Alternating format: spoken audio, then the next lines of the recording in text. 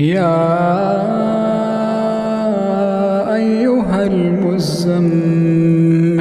قم الليل إلا قليلا نصفه أو انقص منه قليلا أو زد عليه ورتل القرآن ترتيلا إنا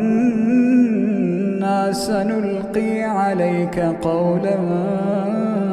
ثقيلا إن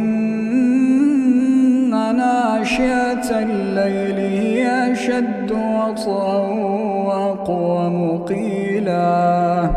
إن لك في النهار سبحا طويلا